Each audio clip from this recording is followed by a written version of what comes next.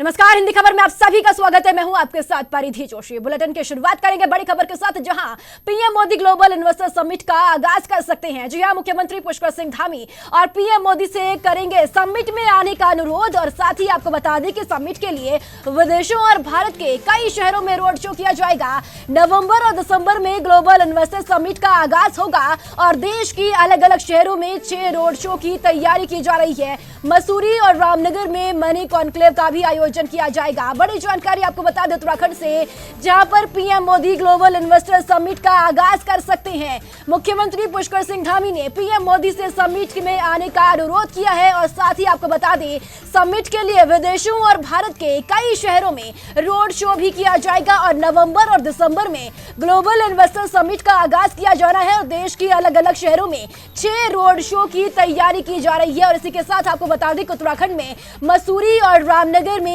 Money conclave का भी आयोजन किया जाएगा। बड़ी जानकारी बता दी आपको उत्तराखंड से। अब PM Modi global investor summit का आगाज कर सकते हैं।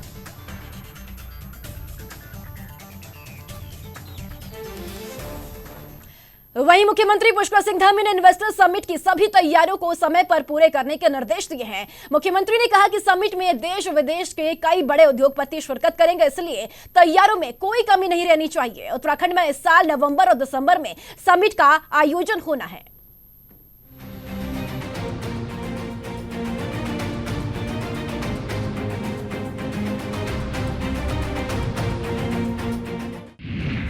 ग्लोबल इन्वेस्टर समिट की तैयारियों की समीक्षा। सीएम पुष्कर सिंह धामी ने की समीक्षा, दिए निर्देश। नवंबर दिसंबर में होने वाली समिट की तैयारियां हो पूरी। राज्य में निवेश बढ़ाने के लिहाज से समिट अहम। उत्तराखंड में आयोजित होने वाली ग्लोबल इन्वेस्टर समिट की तैयारियों की सीएम पुष्कर सिंह धामी ने समीक्षा की। इस साल नवंबर दिसंबर में इन्वेस्टर समिट आयोजित होना है। मुख्यमंत्री धामी ने प्रधानमंत्री नरेंद्र मोदी से इस इन्वेस्टर समिट का शुभारंभ करने का अनुरोध किया है। बैठक में सीएम धामी ने अधिकारियों को निर्देश दिए कि इन्वेस्टर समिट की सभी तैयारियां समय पर पूरी की जाए। ग्लोबल इन्वेस्टर समिट के तहत राज्य में पर्यटन, उद्योग, IT, स्वास्थ्य, उच्च शिक्षा और अन्य क्षेत्रों में निवेश के लिए रोड शो और अन्य कार्यक्रमों का आयोजन किया जाएगा।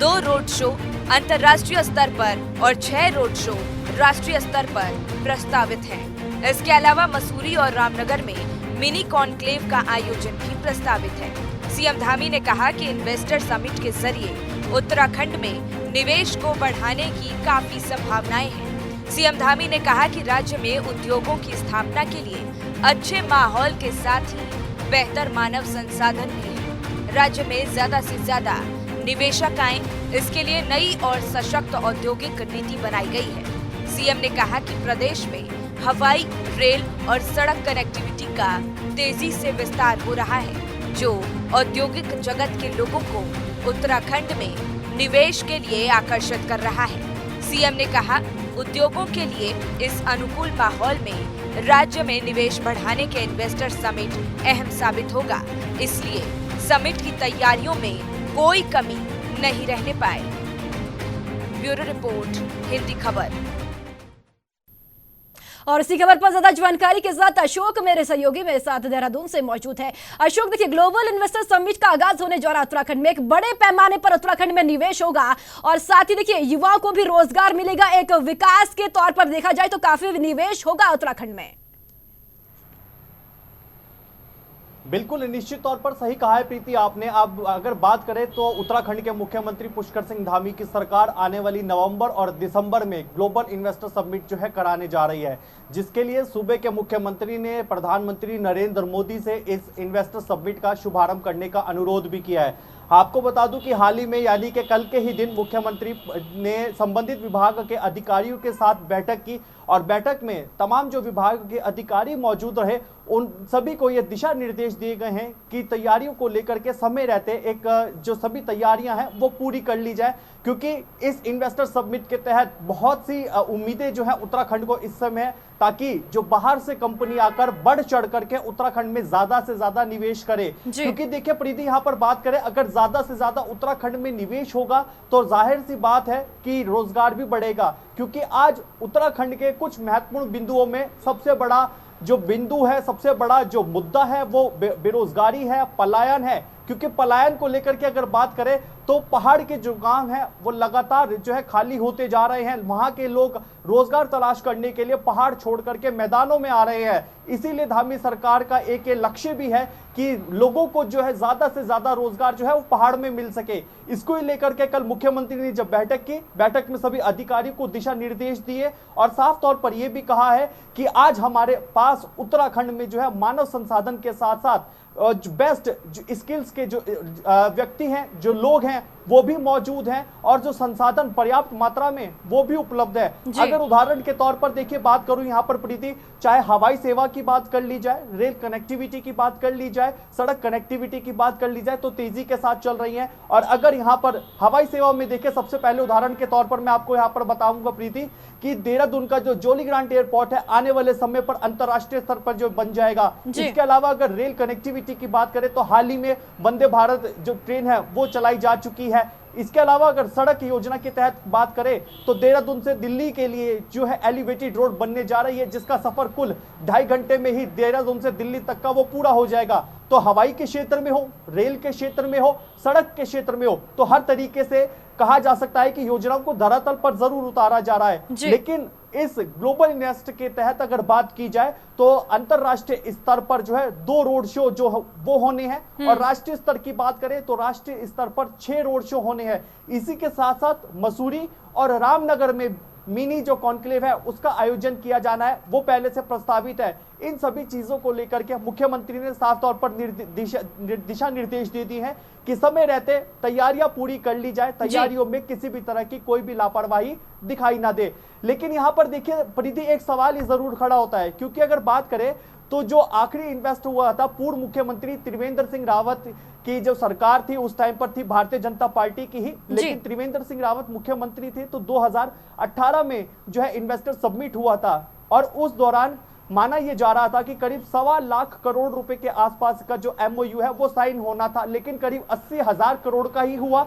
लेकिन जब उसको धरातल पर उतारने की बारी आई तो धरातल पर उतरता हुआ ऐसा कुछ नहीं दिखाई दिया। कहीं ना कहीं अधिकारियों की लापरवाही भी रही और माना यह जा रहा था कि कुछ मंत्रियों की भी लापरवाही देखने को मिली। अब ऐसे में मुख्यमंत्री पुष्कर सिंह धामी की सरकार का एक लक्ष्य के साथ साथ संकल्प भी है कि ज्यादा से ज्यादा जो बाहर की कंपनीज हैं वो यहां आकर के निवेश करें और उसका एक प्लस पॉइंट ये भी रहेगा कि ज्यादा से ज्यादा जो लोगों को रोजगार भी मिलेगा। अब देखना यहां पर ये होगा कि इस इन्वेस्टर समिट के तहत कितना जो MOU जो योजनाओं को लेकर के साइन किया जाता है और आने वाले समय पर कब तक वो धरातल पर उतर पाती है। बिल्कुल अशोक, जिस तरीके से देखिए पर्यटन को भी रीढ़ माना जाता है उत्तराखंड का, तो इस क्षेत्र में भी निवेश होगा, काफी ज्यादा बड़े पैमाने पर निवेश होने वाला है। तो देखिए काफी जो गति है विकास की उसमें तेजी आने को देखने को मिल सकती है। बिल्कुल प्रीति, सही बात कही है आपने। उत्तराखंड में अगर पर्यटन की बात करें तो पर्यटन आज उत्तराखंड की एक तरह से पूरी रीढ़ की हड्डी की तरह है, क्योंकि बड़ी संख्या में जो है पर्यटक यहां पर पहुंचते हैं। उदाहरण के तौर पर ही अगर बात करें तो इस समय प्रदेश में जो है 4 धाम यात्रा और हेमकुंड साहिब की यात्रा जोरों शोरों पर चल रही है।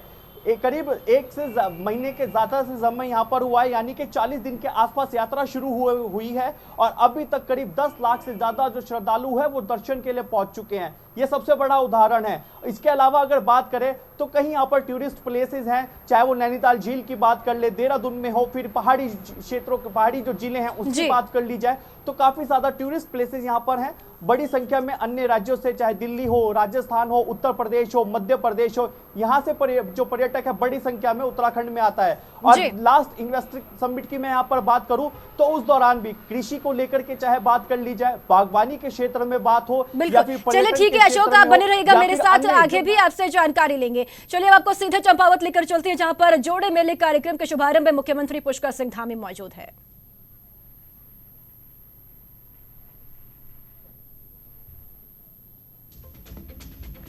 देखिए तम चंपावत से सीधी तस्वीरें आपके सामने है, जहां पर मुख्यमंत्री पुष्कर सिंह धामी मौजूद है।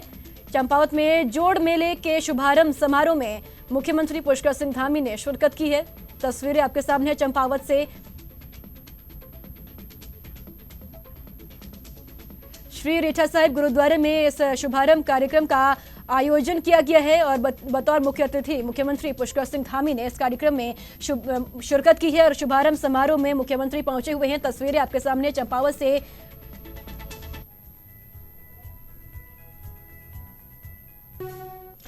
और ब्रेक के बाद एक बार फिर आप सभी का स्वागत है। चलिए खबरों में आगे बढ़ेंगे। हल्द्वानी के दौरे पर रहेंगे मुख्यमंत्री पुष्कर सिंह धामी। जी हां, थोड़ी देर में सर्किट हाउस काठगोदाम पहुंचेंगे मुख्यमंत्री और सर्किट हाउस काठगोदाम में अधिकारियों के साथ बैठक करेंगे। बड़ी जानकारी हल्द्वानी से आपको बता दें, जहां पर हल्द्वानी के दौरे पर मुख्यमंत्री पुष्कर सिंह धामी और थोड़ी देर में सर्किट हाउस काठगोदाम पहुंचेंगे और सर्किट हाउस काठगोदाम में अधिकारियों के साथ महत्वपूर्ण बैठक भी करने जा रहे हैं मुख्यमंत्री पुष्कर सिंह धामी। हल्द्वानी के दौरे पर मुख्यमंत्री पुष्कर सिंह धामी, साथ ही आपको बता दें कि सर्किट हाउस काठगोदाम में भी अधिकारियों के साथ समीक्षा बैठक करेंगे मुख्यमंत्री।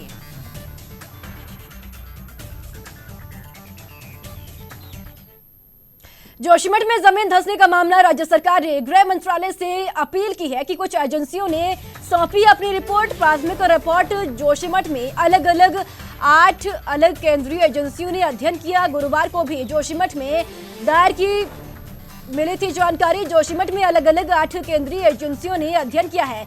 एनडीएमए की रिपोर्ट जल्द ही मुहैया कराने की रिक्वेस्ट की गई है। एनडीएमए की रिपोर्ट मिलने पर ही कोई फैसला राज्य सरकार लेगी। जोशीमठ से जुड़ी हुई बड़ी जानकारी आपको बता दें कि जोशीमठ में जमीन धंसने का मामला, राज्य सरकार ने गृह मंत्रालय से अपील की है। और इसी खबर पर ज्यादा जानकारी के साथ अशोक लगातार मेरे साथ बने हुए हैं। अशोक, जोशीमठ में जमीन धंसने के मामले को लेकर गृह मंत्रालय से अपील की गई है राज्य सरकार के द्वारा, क्या कुछ अपील में कहा गया है राज्य सरकार के द्वारा?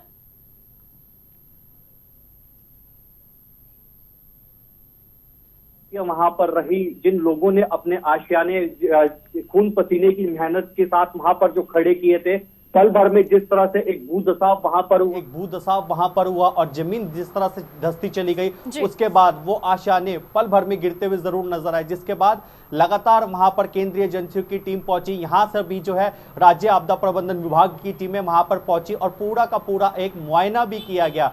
जिसके बाद अगर एनडीएमए की रिपोर्ट का अब इंतजार है। एनडीएमए ने पूरा अध्ययन करने के बाद एक रिपोर्ट तैयार की है और राज्य सरकार ने भी गृह मंत्रालय से अपील की है, क्योंकि देखिए अभी तक अगर उसको फिर से बसाने की अगर यहाँ पर जरूरत है तो उतनी ही बड़ी संख्या में जो है केंद्र से मदद की भी जरूरत है। आर्थिक सहायता जब केंद्र से पूरी तरह से मिलेगी, उसके बाद तब पूरी तरह से जो जोशीमठ है उसको बसाया जा सकेगा। क्योंकि देखिए अभी अगर बात करें तो प्रदेश में चारधाम यात्रा भी पूर्ण रूप से संचालित हो रखी है और जोशीमठ से ही होते हुए रास्ता जाता है चारधाम को लेकर के भी। और ऐसे में एनडीएमए ने जो रिपोर्ट तैयार की है, राज्य सरकार को भी उसका इंतजार है, जल्द से जल्द वो रिपोर्ट मिले उसके बाद, ताकि जो आर्थिक सहायता है वो भी राज्य सरकार को मिल सके और समय रहते वहां पर उस लोगों को बसाने का जो कार्य है फिर से शुरू किया जा सके और पहले के मुताबिक इस बार एक मजबूत ढांचा जो है जोशीमठ के लोगों के लिए खड़ा किया जा सके, ताकि आने वाले समय पर अगर फिर से ऐसी कोई स्थिति आती है तो उसको लेकर के पूरी तरह से